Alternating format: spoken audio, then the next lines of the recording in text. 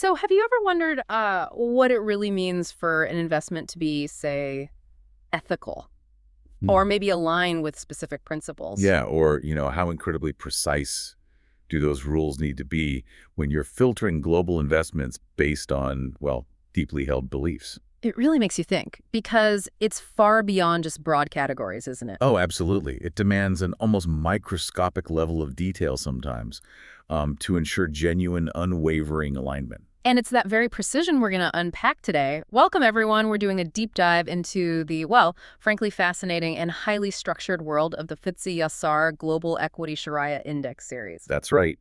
And we're going straight to the source material, the official ground rules and methodology document from FTSE Russell and Yasaar Limited, really getting into the nuts and bolts of how these unique financial indices are built and managed. Exactly. So our mission for you, our listener, is pretty clear. We want to give you a solid understanding of this, let's face it, complex area of finance. We'll unpack the detailed rules-based methodology, reveal some really quite surprising specific criteria companies have to meet, and look at the rigorous process that keeps them compliant. Hopefully giving you a much clearer picture of Shariah-compliant investing by the end. Hmm. Okay, let's dive in then. At its core, what is the FTSE Yasaar Global Equity Shariah Index Series? Well, fundamentally, it's designed to provide a family of global equity indices that uh, adhere strictly to Sharia principles. Which, for anyone less familiar, essentially means applying Islamic law to finance. So guiding investors to avoid things like, interest-based transactions, excessive debt, or certain industries deemed impermissible. Exactly. It's about enabling investors to participate in global markets while crucially staying true to their faith. Now, something jumped out right away from the source, didn't it? Rule 1.3. It did, yeah. A really crucial distinction. The ground rules specifically state that these indices do not take environmental, social, and governance ESG factors into account in their design. Wow, okay. That's quite a statement up front. It immediately sets it apart from a lot of other values-based investment products you see popping up everywhere now. It really does. It offers a fundamental point of differentiation. So what does that signal to you? I mean, about the specific focus here, how significant is that for an investor trying to navigate this? Well, it tells you straight away that the laser focus is purely on Sharia compliance, not a broader ethical spectrum that might include, say, environmental concerns or social issues. Right. So for an investor whose primary, perhaps sole concern is Sharia adherence, this index is designed specifically for that. It doesn't layer in other considerations like, carbon footprint or labor practices, which for some might actually dilute that core mission. Got it. Pure play Sharia compliance. So who are the key players making this happen then? Okay.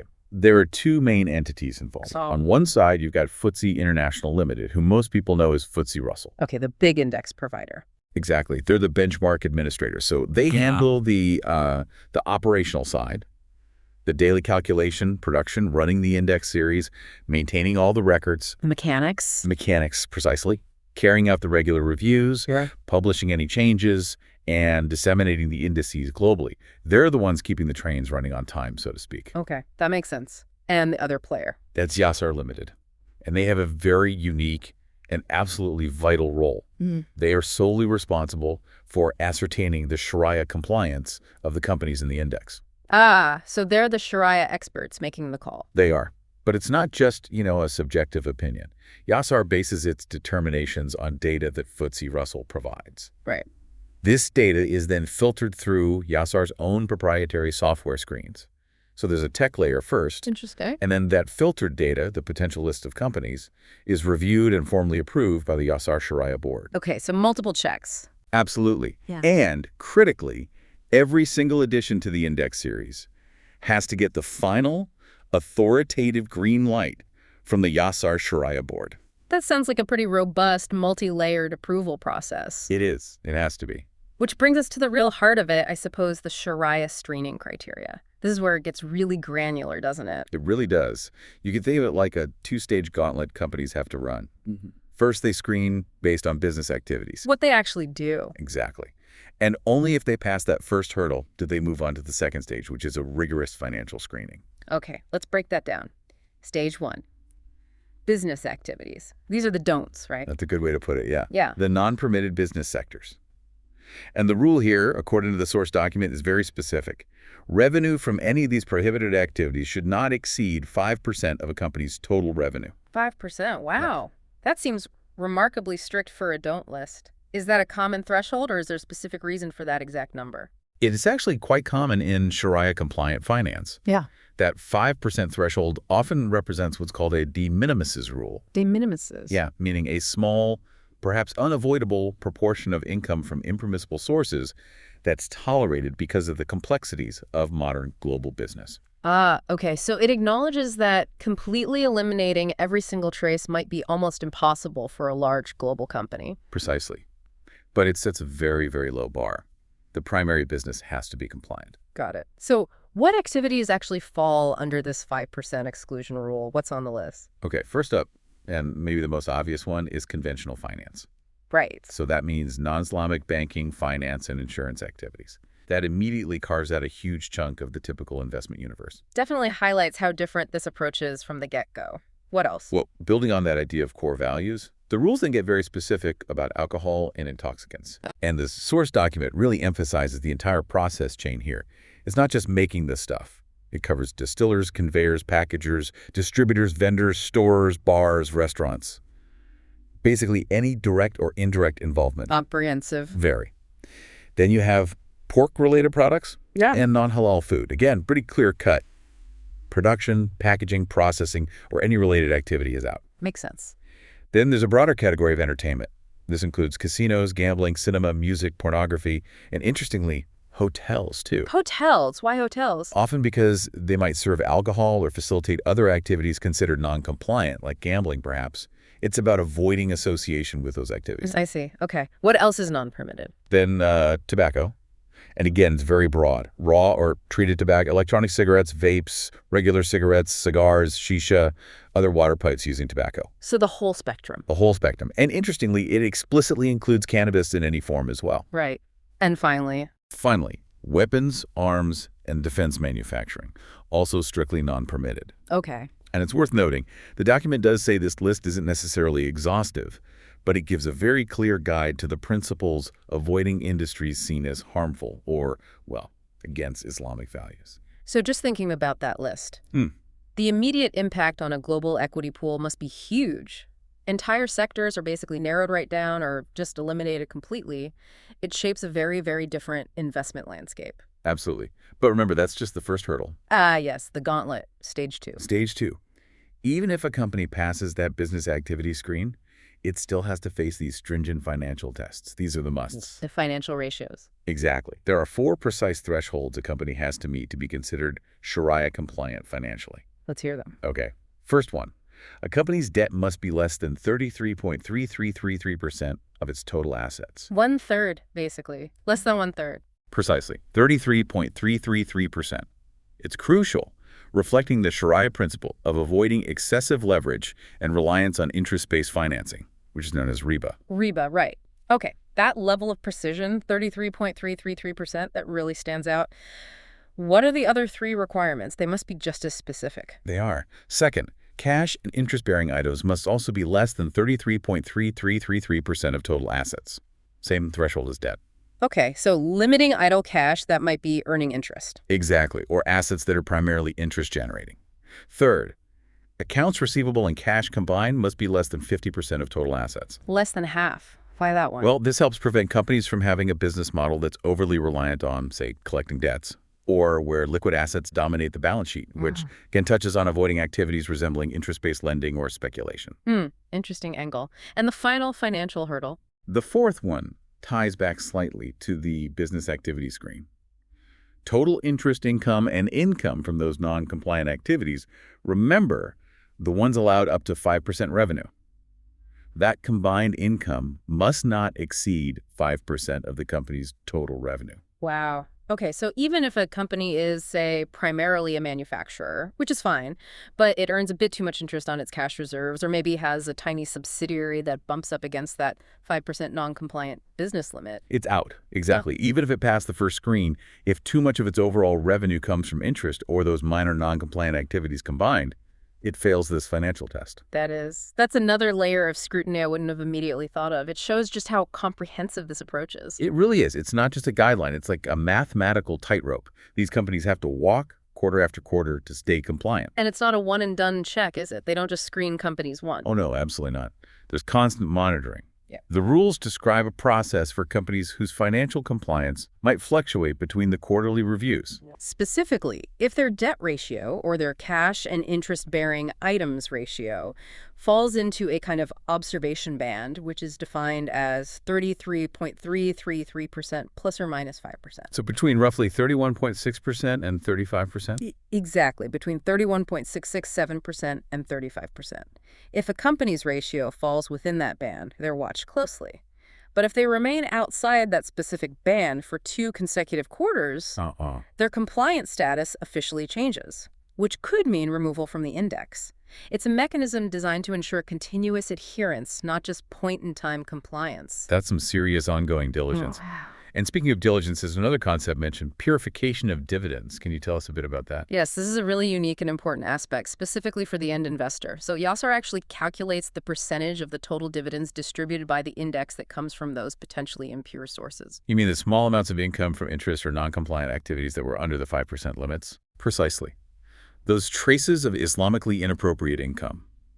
Based on this calculation, the ground rules state that Yasaar recommends an appropriate purification amount, typically suggested as 5% of the dividend received be paid by the investor. Paid by the investor. To where? Usually to charity. It's a way for the investor to cleanse the portion of their investment return that might have derived from non-permissible sources, even if the company itself met the overall screening criteria. And crucially, this adjustment isn't made within the index calculation itself, right? Correct. That's a key clarification in the rules. The dividend cleansing is a recommended action for the individual investor to undertake personally. It really underscores the element of personal responsibility within Shariah finance. That's a fascinating nuance. It shows how deeply personal the compliance commitment can be for the investor, which leads nicely into how these indices actually maintain their integrity over time through periodic reviews and changes. Yeah, the process is ongoing. The core Shariah screening we've been discussing is reassessed quarterly, specifically in March, June, September, and December, aligning with Yasaar's own screening schedule. So every 3 months, everything gets checked again. Basically, yes. It ensures the indices remain dynamically compliant. It's not a static list. It's constantly being verified against the latest company data. So what happens when companies are added or removed based on these reviews or other index changes? Okay, there's a difference between additions and removals. If a new company, a new security, is added to the underlying big index, like the FTSE Global Equity All-Cap Index. The parent index is Shariah ones are derived from? Exactly. If a stock gets added there, it doesn't automatically jump into the Shariah index at the same time. It only becomes eligible for inclusion in the Shariah indices at the next scheduled periodic review. Ah, so there's a lag. It has to wait to be screened properly. Correct. It prevents sudden shifts and ensures that thorough Shariah vetting happens first. Okay, and removals. Removals can happen faster.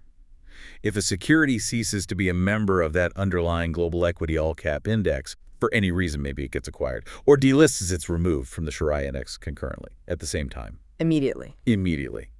And, of course, it's also removed at the next quarterly Shariah screening review if it fails to meet any of those strict Shariah eligibility criteria we talked about, the business screens or the financial ratios. So it seems it's much quicker to get kicked out than to get in. You could say that, yeah. It reflects the strong emphasis on maintaining the purity and compliance of the index at all times. Makes sense. Now, there's also a special case mentioned in the rules. The FTSE Japan 100 Shariah Index, it seems to have slightly different procedures. It does, yeah. It's managed a bit differently. Its main review process is semi-annual, happening in March and September, although its reserve list gets refreshed quarterly like the others. Semi-annual, okay. And how do companies get in or out of that specific index? For the Japan 100 Shariah, the insertion and deletion rules are based on market cap ranking among eligible Shariah-compliant companies. A company gets inserted if its rank rises to the 90th position or higher. Top 90. Right. And conversely, a company gets deleted if its rank falls to the 111th position or lower. So there's a bit of a buffer zone there. Exactly. The clear aim here is to maintain a relatively constant number of constituents, ideally 100, by balancing these insertions and deletions. It tries to avoid excessive turnover while still reflecting market changes. And they use a reserve list, too. Yes, they maintain a reserve list comprising the 10 highest-ranking Shariah-compliant companies that are not currently in the index. This list is used to fill any unexpected vacancies that might pop up between reviews, perhaps due to a takeover or something. Right, keeping it at 100 constituents. That's the goal. Although even corporate actions like mergers, restructuring, or takeovers have specific handling rules for the Japan 100 Shariah. Well, generally they follow the treatment in the broader FTSE Global Equity All-Cap Index. But there are specific guidelines, for instance, how vacancies are filled or how a demerged company might be assessed. Sometimes a demerger could even lead to the index temporarily having more than 100 constituents for a few days before it's rebalanced. Wow, so it's a constant active management puzzle to keep it aligned and at the target size. It really is. And speaking of precision, the ground rules document even briefly touches upon the actual index calculation formula itself. Oh, yeah. Is it complex? Well, it doesn't go into exhaustive detail, but it mentions it's a highly systematic mathematical equation. It involves factors like the latest trade price, exchange rates, the number of shares in issue, something called an investability weighting factor, and a divisor. Okay, standard index calculation stuff, but reinforces the point. Exactly. It just reinforces that systematic, rigorous, rules-based nature of how these indices are constructed and maintained, right down to the final calculation. Every angle is covered by precise rules. And what about availability? When can investors actually see these index values? The indices are calculated at the end of each day, and they're available in multiple currencies. Euros, Japanese yen, UK pound sterling are mentioned, with the US dollar as the base currency. End of day values, is that it? No, importantly, selected indices are also calculated and disseminated on a real-time basis, which is obviously crucial if you're an active trader or fund manager needing up-to-the-minute data. Right. Any examples of those real-time windows? Yeah, the document gives a couple. For instance, the FTSE Developed Shariah Index is calculated real-time from 0.30 all the way through to 21.10 GMT. Wow, that's a long window. It covers multiple market openings and closings. Or the FTSE Japan 100 Shariah Index that runs from 23.50 to 06.20 GMT, aligning with the Japanese market hours. So these precise real-time schedules aren't just like technical footnotes, they're actually vital for practical use. Absolutely. They ensure that active investors, wherever they might be, can access and trade based on the very latest Shariah-compliant data. It enables timely decision-making in what is, after all, a truly global and fast-moving market. Okay, so let's try and pull this all together. We've taken quite a journey, haven't we? A real deep dive into the incredibly detailed world of the FTSE Yasaar Global Equity Shariah Index series. We really have, exploring its methodology right from the source. And we've seen how these abstract Shariah principles, like avoiding interest or certain industries, are translated into astonishingly precise, rules-based financial criteria. Yeah, from that strict 5% revenue rule for non-compliant business activities to those exact percentage thresholds for debt, for cash, for receivables. It's incredibly specific. And we uncovered the distinct roles played by FTSE Russell handling the operations and Yasaar Limited providing the crucial Shariah compliance oversight, including that final Shariah board approval. Right, along with the constant monitoring, the quarterly reviews, and those specific rules for adding or removing companies, even handling complex corporate actions, especially in the Japan 100 case. It all works together to maintain the integrity of these indices. It really demonstrates that this isn't just some vague ethical preference. It's a measurable, it's transparent, and it's a continuously verified commitment defined by hard rules. And hopefully, understanding these meticulous rules gives you, the listener, a much deeper appreciation for how these specialized financial products are actually created and maintained. They exist to meet very particular, often deeply held investor needs. It certainly gives me a new appreciation for the complexity involved, which leads to a final thought, perhaps. Given the immense detail, the granularity, the specific exclusions required just for Shariah compliance, what does this tell us about the future of other kinds of values-based investing? It's an interesting question. Could we potentially see similar levels of, granular rules-based screening being applied to other ethical or social concerns in the investment world? Could this be a model? It's definitely possible. You could imagine, perhaps, indices with extremely specific, measurable rules around, say, carbon emissions or water usage or maybe labor practices, defined with this kind of mathematical precision. Leading maybe to a new era of highly specialized, principle-driven financial products, each with its own detailed rulebook. Definitely something to think about.